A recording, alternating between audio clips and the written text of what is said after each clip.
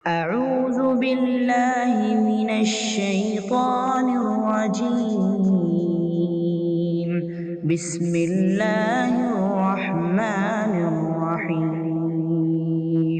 إن الحمد لله نحمده ونستعينه ونستغفره ونؤمن به ونتوكل عليه ونعوذ بالله من شرور أنفسنا ومن سيئات أعمالنا من يهده الله فلا مضل له ومن يضلله فلا هادي له وأشهد أن لا إله إلا الله وأشهد أن محمدا عبده ورسوله اللهم صل على محمد وعلى آل محمد كما صليت على إبراهيم وعلى آل إبراهيم إنك حميد مجيد اللهم بارك على محمد وعلى آل محمد كما باركت على إبراهيم وعلى آل إبراهيم إنك حميد مجيد أعوذ بالله من الشيطان الرجيم بسم الله الرحمن الرحيم يا أيها الذين آمنوا اتقوا الله حق تقاته ولا تموتن إلا وأنتم مسلمون وقال تعالى يا أيها الناس اتقوا ربكم الذي خلقكم من نفس واحدة وخلق منها زوجها وبث منهما رجالا كثيرا ونساء واتقوا الله الذي تساءلون به والأرحام إن الله كان عليكم رقيبا وقال عيلا يا أيها الذين آمنوا اتقوا الله وقولوا قولا سديدا يصلح لكم أعمالكم ويغفر لكم ذنوبكم ومن يطع الله ورسوله فقد فاز فوزا عظيما إن أحسن الحديث كتاب الله خير الهدي محمد صلى الله عليه وسلم وشر الأمور محدثاتها كل محدثة بدعة وكل بدعة ضلالة وكل ضلالة في النار ربي اشرح لي صدري ويسر لي أمري واحلل عقدة من لساني يفقهوا قولي. புகழனைத்தும் வல்ல நாயன் அல்லாஹ் ஒருவனுக்கே சாந்தியும் சமாதானமும் நம் பெருமானார் முஹம்மது ஸல்லல்லாஹு அலைஹி வஸல்லம் அவர்கள் மீதும் அவர்களது குடும்பத்தார்கள் மீதும் அவர்களது உற்ற தோழர்களான சஹாபாக்கள் மீதும் தாபஈன்கள் தபஉ தாபஈன்கள் இன்னும் இந்த மார்க்கத்திற்காக தியாகங்கள் பல புரிந்த மார்க்க மூத்த அறிஞர்கள் அனைவர் மீதும் குறிப்பாக நம் அனைவர் மீதும் இறைவனின் சாந்தியும் சமாதானமும் என்றென்றும் நின்றிலங்க பிரார்த்தித்தவனாக இந்த உரையை ஆரம்பம் செய்கின்றேன். அன்பார்ந்த அல்லாஹ்வின் நல்லடியார்களே, இஸ்லாமிய சகோதர சகோதரிகளே, மனிதன் என்னதான் நாகரிக வளர்ச்சியின் உச்சத்தை இன்று நாங்கள் அடைந்துவிட்டோம் என்று மார்தட்டினாலும், டிஜிட்டல் வேர்ல்டு எங்களுடையது என்று கூறினாலும், மனிதன் படைக்கப்பட்ட அந்த காலத்திலிருந்தே கெட்ட எண்ணங்களையும் தீய குணங்களையும் இன்று வரை மக்களில் பலர் மாறாது கொண்டிருக்கின்றனர். இன்னும் அவங்கள்ட்டே இருக்குது. அதிலேயும் நாசத்தை விளைவிக்கக்கூடிய, மனதிலே என்றென்றும் கொழுந்து விட்டு எரிந்து கொண்டு இருக்கக்கூடிய ஒரு தன்மையை பற்றி தான் இன்ஷா அல்லாஹ் இன்று உங்கள் மத்தியிலே கூறலாம் என்று ஆசைப்படுகின்றேன். அதுதான் ஜலசி என்று சொல்லக்கூடிய பொறாமை. அடுத்தவர் நன்றாக வாழ்ந்தால், அடுத்தவர் நல்ல ட்ரெஸ்ஸை போட்டால், அடுத்தவர் கொஞ்சம் அழகாக இருந்தால், அடுத்தவர் இவரை விட செல்வம் செல்வாக்கு பட்டம் பதவி அதிகம் பெற்றிருந்தால், அடுத்தவர் நன்றாக படித்தால், அடுத்தவர் நல்ல ஆரோக்கியமாக அந்த வயதிலே இருந்தால், இப்படி தன்னை விட மற்றவருக்கு சிறப்பும் உயர்வும் அந்தஸ்தும் செல்வமும் செல்வாக்கும் பதவியும் கிடைக்கின்ற அந்த காலகட்டத்தில் தன்னால் அது முடியலையே, தனக்கு அது கிடைக்கலையே, எனக்கு முன்னால் இந்த மனிதரா, இவனா, என்னை விட யாரும் எவரும் எந்த வகையிலும் சிறப்பு பெறக்கூடாது என்று அடுத்தவரை பார்த்து ஏங்குவது, பெருமூச்சு விடுவது, ஆதங்கப்படுவது, உள்ளம் புழுங்குவதுதான் பொறாமை, ஜலசி எனப்படும் என்பதாக அறிஞர்கள் கூறுகிறார்கள். அன்பார்ந்த சகோதரர்களே, அரபு மொழியிலே பொறாமைக்கு ஹசத் என்று கூறப்படும். இதற்கு என்ன அர்த்தம் தெரியுமா? மற்றவர்களுக்கு உள்ள சிறப்பை அவர்களிடமிருந்து நீக்குவதை விரும்புவது என்று இதனுடைய அர்த்தமாக இருக்கிறது. பொறாமை என்பது ஒருவர் இன்னொருவருக்கு வழங்கப்பட்டு இருக்கக்கூடிய நிஅமத், பாக்கியத்தை குறித்து வெறுப்பு அடைவதாகும். இது ஆரம்ப கட்ட பொறாமை. ஒரு வெறுப்பு வருது, அவரை பார்த்த உடனேயே அவரிடத்துல இதெல்லாம் இருக்கா, நம்மள்கிட்ட இல்லையே என்கிற ஒரு நிலை இருக்கிறதல்லவா, இது பொறாமையின் ஆரம்ப கட்டம். அது அவனிடமிருந்து இல்லாமல் போக வேண்டும் என்று கருதுவது, நினைப்பது இருக்கிறதல்லவா, அது மோசமான பொறாமை. இது இருக்குது அப்படின்னு சொல்லி நினைக்கிறது பொறாமையினுடைய முதல் கட்டம். இது அவன்கிட்ட இல்லாமல் போயிடணும்னு நினைக்கிறோம் பார்த்தீங்களா, அது பொறாமையினுடைய அடுத்த கட்டம். அது அவனிடமிருந்து நீங்கி அதெல்லாம் தனக்கு வரணும் என்று நினைக்கக்கூடியது இந்த பொறாமையினுடைய மோசமான கட்டம். இதுதான் பொறாமையினுடைய இறுதி கட்டமாக இருக்கிறது. இந்த பொறாமை தீ இருக்கலாம் அல்லவா, இதை தீன்னு தான் சொல்லணும், ஃபயர். இந்த ஜெலசி என்று சொல்லக்கூடிய இந்த பொறாமை தீ நம்முடைய உள்ளத்தில் கொழுந்து விட்டு எரிகிற போது யார் மீது பொறாமை கொண்டோமோ அவரை வெறுக்கக்கூடிய சூழ்நிலை வருது. அவர் மீது கோபமாக வருது. அவருக்கு எப்போதும் தீமையையே நாடக்கூடியவராக நாம் மாறிவிடுகிறோம். நேரடியாகவோ மறைமுகமாகவோ அவர்களுக்கு ஏதாவது இன்னல்களை விளைவித்து அந்த சூழ்நிலையிலிருந்து அவர் நீங்கிவிட மாட்டாரா என்று ஏங்கக்கூடிய நிலை ஏற்படுகிறது. அவர்கள் மீது இழிவு ஏற்படணும்.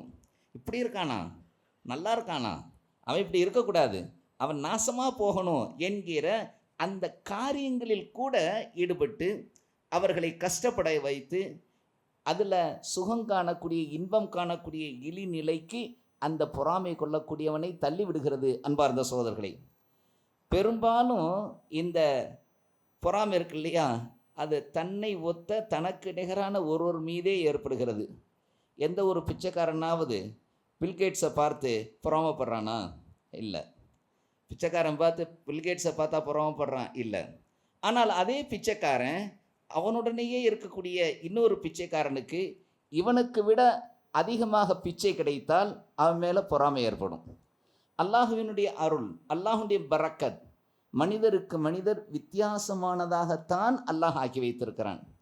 அது அறிவிலாகட்டும், டேலண்ட்டில் இருக்கட்டும், ஸ்கில்லில் இருக்கட்டும், அவனுடைய ப்ராப்பர்ட்டி செல்வத்தில் இருக்கட்டும், அவனுக்கு கிடைக்கக்கூடிய மதிப்பு மரியாதைகளாகட்டும், அல்லது தரஜா அந்தஸ்துகளாகட்டும், அல்லது பதவி, எல்லாமே ஒவ்வொருத்தருக்கும் அளவில் வித்தியாசமாகத்தான் அல்லாஹ் தந்திருக்கிறான். இது அல்லாஹுடைய ஏற்பாடு. இதை நம்ம மறந்துடுறோம். நம்ம என்ன செஞ்சிடறோம்? மறந்துடுறோம். அல்லாஹுடைய ஏற்பாடு இது. நம்பிக்கையில் மிக முக்கியமான 6 நம்பிக்கையில் இதுவும் ஒன்றா இருக்குது. இது அல்லாஹுவின் நாட்டத்தின்படி அல்லாஹ் எதை எழுதி வைத்திருக்கின்றானோ அந்த எழுதி வைத்ததின் அடிப்படையில், அந்த விதியின் அடிப்படையில் தான் நடக்கிறது என்கிற எண்ணம் வர்றது கிடையாது. ஒரு முஃமினுக்கு இது வரும். ஒரு இறை நம்பிக்கையாளன் இந்த நம்பிக்கை கொண்டிருக்கிறான் அல்லவா, நல்லதோ கெட்டதோ இவை யாவும் அல்லாஹின் புறத்திலிருந்து தான் ஏற்படுகிறது என்கிற அந்த விதியை நம்பிக்கை கொண்டிருக்கக்கூடிய அந்த முஃமினுக்கு இது ஏற்படுவது கிடையாது. இது மாறாது. அல்லாஹ் எதை எழுதி வைத்திருக்கின்றானோ அது மாறாது. யாராலும் மாற்றவே முடியாது. ஒவ்வொரு மனிதனும் தனக்கு வழங்கப்பட்ட அருள் கொடைகளை பெரிதாக எண்ணி அதில் திருப்தி அடைந்து அல்லாஹ்வுக்கு நன்றி செலுத்த கடமைப்பட்டவனாக இருந்து கொண்டிருக்கிறான். அன்பார்ந்த சகோதரர்களே, தனது இரத்த பந்த உறவுகளுடன், தன்னுடைய அண்டை அயலாருடன் நல்லபடியாக நன்மைகள் செய்து பொறாமை நீங்கி வாழ வேண்டியது ஒவ்வொரு முஸ்லீமின் மீது கடமையாக இருக்கிறது. அன்பார்ந்த சகோதரர்களே, நபி ஸல்லல்லாஹு அலைஹி வஸல்லம் அவங்க சொல்லியிருக்கிறாங்க. பாருங்கள், இந்த ஹதீஸை பாருங்கள். நபி ஸல்லல்லாஹு சொல்கிறாங்க, அல்லாஹுவின் அடியானின் உள்ளத்தில், ஒரு அடியானுடைய, அல்லாஹுடைய அடியான் இருக்கான்ல, அவனுடைய உள்ளத்தில் ஈமானும் பொறாமையும், அந்த ஈமானும் இந்த ஜலசும் ஒன்று சேர்ந்து இருக்க முடியாது. அப்படின்னு என்ன அர்த்தம்? ஒரு முஃமினுடைய உள்ளத்தில் என்ன இருக்காது? பொறாமை இருக்காது, இருக்க முடியாதுங்கிறாங்க நபி ஸல்லல்லாஹு அலைஹி வஸல்லம். ஆக இந்த ஹதீஸ் பொறாமை மிகவும் கெட்டது என்பதை மாத்திரமல்ல, ஒரு முஃமினிடத்தில் இருக்கக்கூடாது, இருக்க முடியாது என்பதாக நபி ஸல்லல்லாஹு அலைஹி வஸல்லம் அவங்க சொல்லியிருக்கிறாங்க. ஒருவனுடைய உள்ளத்தில் மட்டும் இந்த பொறாமை இருந்துருச்சுன்னு வைங்களேன், அப்படி உள்ளே புகுந்துருச்சு அப்படின்னா ஈமான் பாதிப்புக்குள்ளாகும், அவனுடைய இறை நம்பிக்கை பாதிப்புக்குள்ளாகும், ஈமானை அழித்து விடக்கூடிய காரியமாக அது மாறிவிடும். அன்பார்ந்த சோதர்களே, அல்லாஹ் இப்படி கேட்குறான். எப்படி தெரியுமா? அம் யஹ்சுதூனன் நாஸ அலா மா ஆதாஹுமுல்லாஹு மின் ஃபض்லிஹ். அல்லாஹ் கேட்குறான். அல்லாஹ் தன்னுடைய அருளினால் மனிதர்களுக்கு வழங்கியவற்றின் மீது இவர்கள் பொறாமையா கொள்கிறார்கள். அல்லாஹ் கேட்குறான். எப்படி கேட்குறான்? கேள்வியா கேட்குறான். அல்லாஹ் தன்னுடைய அருளை கொண்டு மனிதர்களுக்கு வழங்கியவற்றின் மீது இவர்கள் பொறாமையா கொள்கிறார்கள். அல்லாஹ் கேட்குறான். அப்படி எப்படி பொறாமை கொள்ளலாம்? அல்லாஹ் தன் புறத்திலிருந்து வழங்கிய அருள் கொடைகளை பார்த்து இவர்கள் ஏன் பொறாமை கொள்ள வேண்டும் என்று அல்லாஹ் கேள்வியாக கேட்குறான். அல்லாஹ் இன்னும் சொல்கிறான், வலா ததமன்னௌ மா ஃபضலல்லாஹு பிஹி பஅலுக்கும் அலா பஅல். அல்லாஹு தஆலா இன்னும் சொல்கிறான், அல்லாஹ் உங்களில் சிலரை விட வேறு சிலரை எதன் மூலம் அல்லாஹ் மேன்மையாக்கி வைத்திருக்கின்றானோ அதனை அடைய வேண்டும் என்று பேராசை கொள்ளாதீர்கள். நபி அல்லாஹு தாலா குர்ஆன்ல சொல்கிறான். அபூ ஹுரைரா ரலியல்லாஹு அன்ஹு அறிவிக்கக்கூடிய ஒரு ஹதீஸ், நபி ஸல்லல்லாஹு அலைஹி வஸல்லம் சொல்கிறாங்க, பொறாமையை தவிர்த்து கொள்ளுங்கள். ஜலசி வேண்டாம், அதை தவிர்த்துருங்க, வேண்டாம். ஏன் தெரியுமா? எப்படி ஃபயர், அந்த நெருப்பு விறகை தின்னுமோ அல்லது அதனை தின்று விடுமோ, அதே போல பொறாமை உங்களுடைய நல்ல அமல்களை எல்லாம் தின்றுவிடும். அல்லாஹு அக்பர். நம்மள்ட்ட இருக்கிற எல்லா அமல்களும் போயிடும், நல்ல அமல்கள் செஞ்சதெல்லாம் போயிடும் அப்படின்னு சொல்லி நபி ஸல்லல்லாஹு அலைஹி வஸல்லம் சொல்கிறாங்க. ஆக இந்த ஹசத் என்று சொல்லக்கூடிய பொறாமையை விட்டு விலகி வாழ வேண்டிய கட்டத்தில் ஒவ்வொருத்தரும் இருக்கிறோம். நபி ஸல்லல்லாஹு அலைஹி வஸல்லம் அவங்க சொல்லக்கூடிய இன்னொரு செய்தியை சொல்கிறேன் பாருங்கள். நபி ஸல்லல்லாஹு அலைஹி வஸல்லம் அவங்க சொல்கிறாங்க, என்ன தெரியுமா? இதை ஜுபைர் ரலியல்லாஹு அன்ஹு அவங்க அறிவிக்கிறாங்க. அஹ்மதில் பதிவான ஒரு செய்தி. உங்களுக்கு முன் சென்ற சமுதாயத்தவர்களுக்கு ஏற்பட்டுள்ள பொறாமை, வெறுப்பு என்ற நோய் உங்களுக்கும் வந்திருக்கிறது. உங்கள்கிட்டையும் இருக்குது. உங்களுக்கு முன்னாடி இருந்தவர்கள் மீது மட்டும் இல்லை, உங்கள்கிட்டையும் இந்த பொறாமைங்கிற குணம் இருக்கிறது. இந்த பொறாமை, வெறுப்பு என்ற நோய் உங்களுக்கும் பரவி இருக்கிறது. இது மலித்து விடக்கூடியது, அழித்து விடக்கூடியதுன்னு சொல்ல, மலித்து விடக்கூடியது என்ன தெரியுமா? நம்ம சேவ் பண்ணுறோம் இல்லையா, நம்முடைய ஹேர்ஸ் எல்லாம் அப்படியே சேவ் பண்ணுறோம் பார்த்தீங்களா, மலிக்கிறோம் பார்த்தீங்களா, அந்த வார்த்தையை பயன்படுத்துகிறாங்க. சொல்கிறாங்க, மலிப்பதென்றால் நான் முடியை மலிப்பதை சொல்லவில்லை. நபி ஸல்லல்லாஹு அலைஹி வஸல்லம் அதுக்கு விளக்கமும் அந்த ஹதீஸிலேயே சொல்கிறாங்க. மலிப்பது என்று சொன்னால் நான் முடியை மலிப்பதை நான் இங்கே சொல்லவில்லை, இது மார்க்கத்தை, தீனை மலித்து விடும், அழித்து விடும் என்பதாக நபி ஸல்லல்லாஹு அலைஹி வஸல்லம் சொல்லியிருக்கிறாங்க. சொல்லிட்டு சொல்கிறாங்க, முஹம்மதுவின் உயிர், தன்னை சொல்கிறாங்க, முஹம்மதுவின் உயிர் எவன் கைவசம் உள்ளதோ அவன் மீது சத்தியமாக நீங்கள் ஒருவருக்கொருவர் நேசம் கொள்ளாத வரை நீங்கள் நம்பிக்கையாளராக ஆக மாட்டீர்கள். நீங்கள் ஒருவருக்கொருவர் நேசம் கொள்ளணும். இந்த நேசத்தை அழிக்கக்கூடிய மிக முக்கியமான ஒரு பண்பு எதுன்னு சொன்னால் இந்த பொறாமை. பார்த்த உடனே அடுத்தவங்கள பார்த்தாலே இந்த ஜெலஸ் நமக்கு வந்துடுது. இன்னும் சொல்கிறாங்க, எதை நீங்கள் செய்தால் ஒருவருக்கொருவர் நேசம் கொள்வீர்களோ அதை பற்றி உங்களுக்கு நான் சொல்லட்டுமா அப்படின்னு கேட்குறாங்க. உங்களுக்கு மத்தியில் நேசம் வரக்கூடிய ஒரு செயலை நான் இங்கே சொல்லட்டா அப்படின்னு கேட்குறாங்க. கேட்டுட்டு சொல்கிறாங்க, உங்களுக்கிடையில் சலாம் சொல்வதை பரப்புங்கள். நபி ஸல்லல்லாஹு சொல்லி முடிக்கிறாங்க. உங்களுக்கு மத்தியில் சலாம் சொல்லுங்க அப்படிங்கிறாங்க. அதனால தான் நபி ஸல்லல்லாஹு சொல்லியிருக்கிறாங்க, எந்த ஒரு முஸ்லீமும் 3 நாட்களுக்கு முன் தங்களுக்குள்ளே பேசாமல் இருக்க வேண்டாம். யார் முந்தி கொண்டு சலாம் சொல்வாரோ அவரை மிகச் சிறந்தவர் என்பதாக நபி ஸல்லல்லாஹு சொல்லியிருக்கிறாங்க. இந்த சலாம்ங்கிறது, இந்த கிரீட்டிங்கிறது சாதாரண விஷயம் கிடையாது. சாந்தியும் சமாதானமும் அமைதியும் நிம்மதியும், அல்லாஹ்வுடைய சாந்தி, சமாதானம், அமைதி, நிம்மதி உங்களுக்கு உண்டாகட்டுமாக. எவ்வளோ பெரிய வார்த்தை பாருங்கள். எவனாவது உள்ளத்தில் கோவத்தை வச்சுக்கிட்டு, வெறுப்பை வச்சுக்கிட்டு உங்களுக்கு சாந்தி சமாதானம் உண்டாகட்டுமாக அப்படியா சொல்லுவோம்? அப்படி சொல்லுவோமா? சொல்கிறதுல கூட சொல்லுவாங்க. அதாவது ஒரே வார்த்தை தான், சொல்கிறதுல வித்தியாசம் இருக்குது. நீ நல்லா இருப்ப அப்படின்னு சொன்னால் வாழ்த்து, அது நீ நல்லா இருப்ப அப்படின்னா வாழ்த்து கிடையாது. அது என்னென்னா நீ நல்லா இருக்க மாட்டேன்னு அர்த்தம். அப்படி சொல்லக்கூடிய சலாமெல்லாம் இருக்கக்கூடாது. சலாம்ங்கிறது எதை பொறுத்தது தெரியுமா? ரொம்ப உள்ளத்தோட உன் மீது இறைவனின் சாந்தி, சமாதானம், அமைதி, நிம்மதி உன் மீது உண்டாகட்டுமாக வாழ்த்தது. மனுஷன் எந்த தேவையில் இருக்கிறாங்க, எதில் இருக்கிறான்? அமைதி, நிம்மதி வேணும்னு சொல்லிட்டு ஆளாக பறக்கிறான். நிம்மதி கிடச்சிருச்சுன்னா அவ்வளோதான், அவனுக்கு வேறு எதுவுமே வேண்டாம். செல்வம் இருந்து நிம்மதி இல்லை, பிள்ளைக்குட்டி இருந்து நிம்மதி இல்லை, எல்லாம் இருந்து நிம்மதி இல்லைன்னா அது என்ன வாழ்க்கை? அதனால தான் அல்லாஹு தாலா இந்த கிரீட்டிங்கை முஸ்லீம்களுக்குள்ளே பரப்புங்கிறான். ஆக தனக்குரிய நிம்மதியை தன்னுடைய சகோதரனுக்கு விரும்பக்கூடிய அல்லது சகோதரனுக்கு அமைதி விரும்பக்கூடிய ஒரு கிரீட்டிங், இந்த இஸ்லாமிய கிரீட்டிங் அதை தான் நபி ஸல்லல்லாஹு அலைஹி வஸல்லம் சலாம், நீங்கள் என்ன செய்ய சலாத்தை பரப்புங்கள் என்று சொல்லி நபி ஸல்லல்லாஹு சொல்கிறாங்க.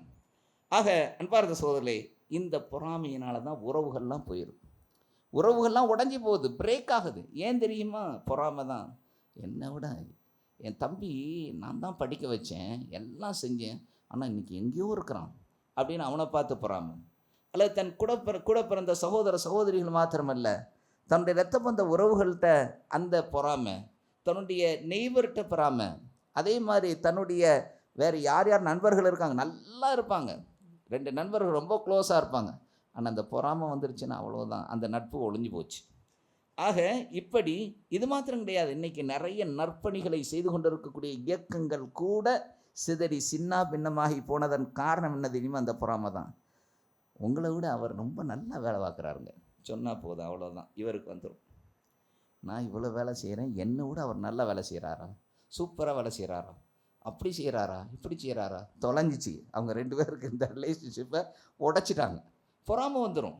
இந்த பொறாமையின் காரணத்தினால ஒரு நாட்டினுடைய இயற்கை வளத்தை, செல்வ வளர்ச்சியை, அல்லது டெக்னாலஜிக்கலி அட்வான்ஸ் என்று சொல்லக்கூடிய அந்த நிலையில் முன்னேற்றத்தை காணக்கூடிய இன்னொரு நாடு தன்னை விட மிகைப்பதா? அமெரிக்கா அப்படி தான் செய்யுது. நாங்கள் தான் எல்லாத்துக்கும் தலைவர், எங்களை மிகைப்பதா என்று எண்ணிக்கொண்டு தான் இன்றைக்கி மற்ற நாடுகள் முன்னால், மற்ற நாடுகளில் எல்லா விதமான தாக்குதலையும் நடத்திக்கிட்டு இருக்கு. இப்படித்தான் இந்த நிலைமையில் தான், இந்த பொறாமையின் காரணத்தினால தான் உலகையே உலுக்கிய உலகப் போர்கள் நடந்தன.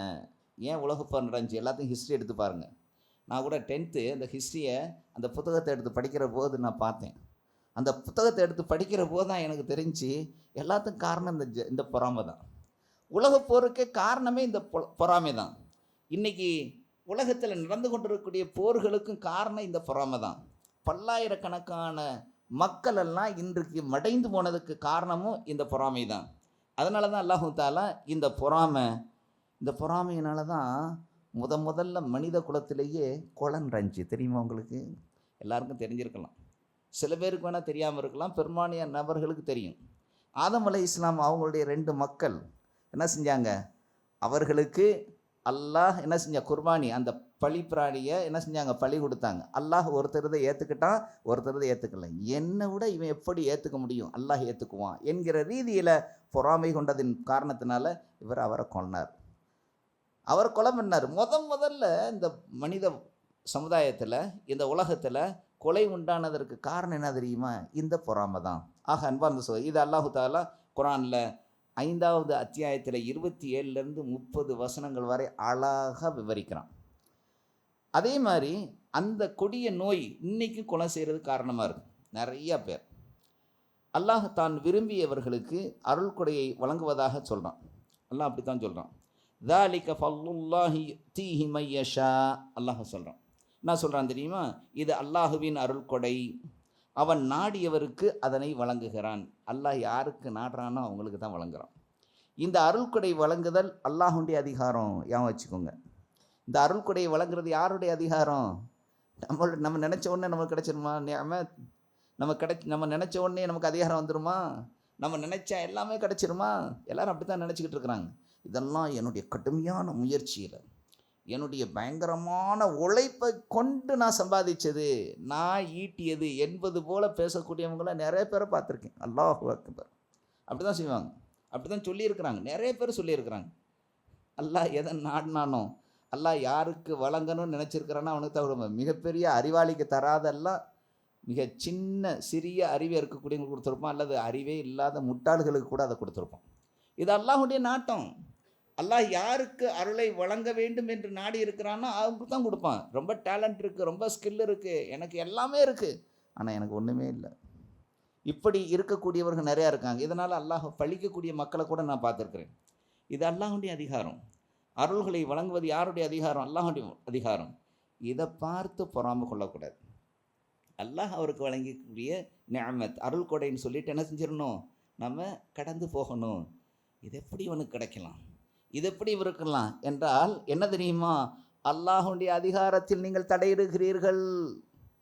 அல்லாஹ் அவனுக்கு வழங்கிய அந்த நிஅமத்தை பார்த்து அவனுடைய அதிகாரத்தில் நீங்கள் தலையிடுகிறீர்கள் என்பதாக நபி ஸல்லல்லாஹு அலைஹி வஸல்லம் அவங்க சொல்கிறாங்க. நபி ஸல்லல்லாஹு அலைஹி வஸல்லம் அவங்களுக்கே அல்லாஹ் வந்து இப்படி என்ன செஞ்சான், ஒரு கட்டளை இட்டான். அல்லாஹ் எச்சரிக்கை விடுக்கிறான். லைஸ லக மினல் அம்ரி ஷை.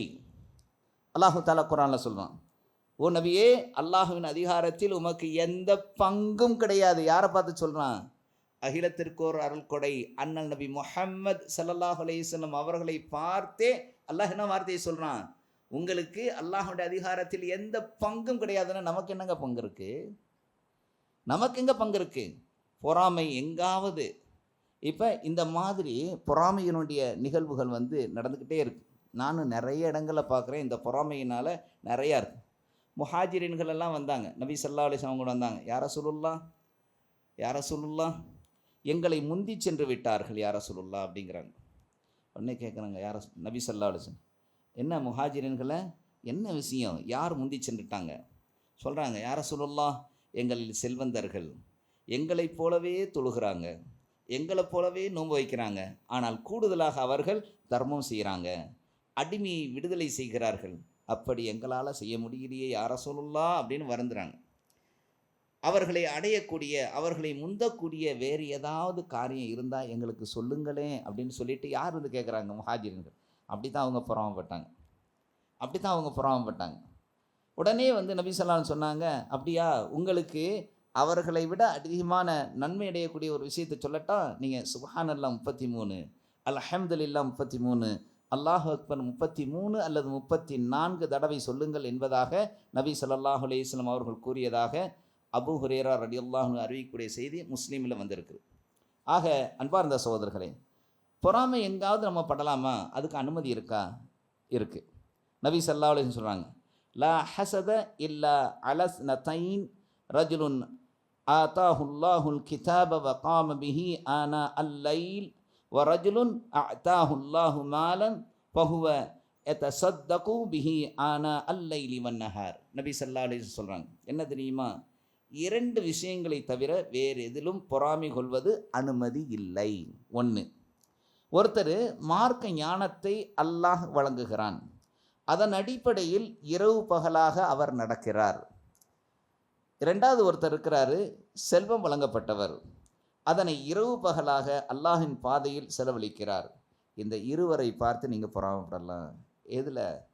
இல்முல, மார்க்க ஞானத்தை அதிகமாக அடைய வேண்டும், அவரை விட அடைய வேண்டும் என்கிற அந்த காரியத்தில் நீங்கள் பொறாமைப்படலாம்.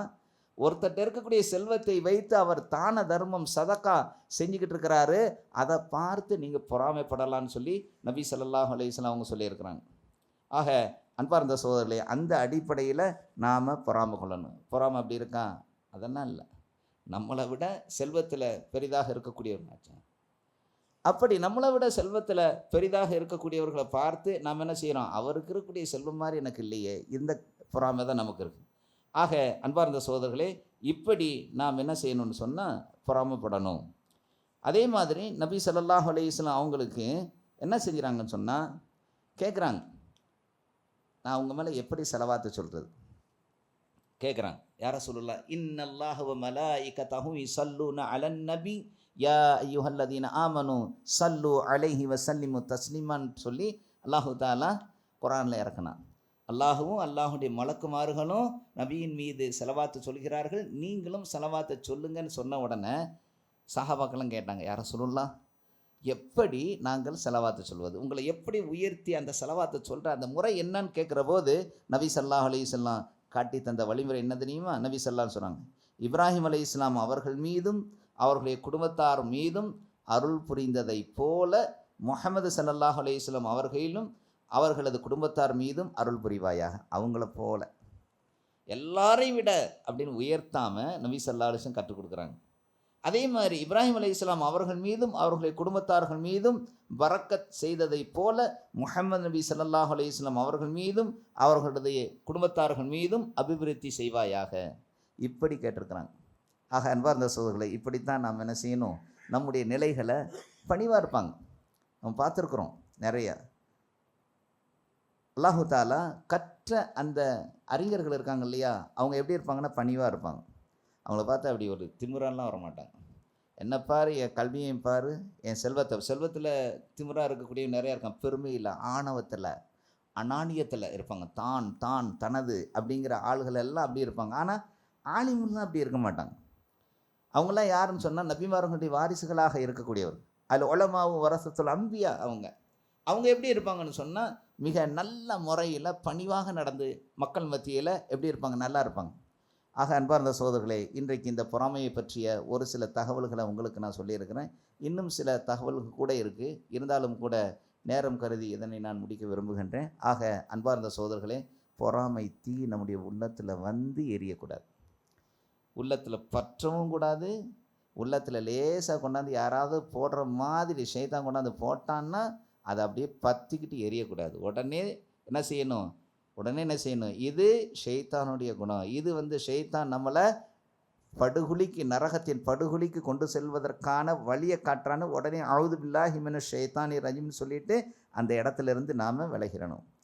இதை மின் ஷர்ரி அல்லாஹு தாலா குர்ஆனில் சொல்லுவான், குல் அவுது பிரபில் ஃபலக் மின் ஷர்ரி மா ஹலக் வ மின் ஷர்ரி காசிகின் இதா வகப் வ மின் ஷர்ரி நஃபாசாத்தி ஃபில் உகத் வ மின் ஷர்ரி ஹாசிதின் இதா ஹசத். பொறாமைக்காரனின் அந்த பொறாமையிலிருந்து இறைவா எனக்கு பாதுகாப்பை கொடு.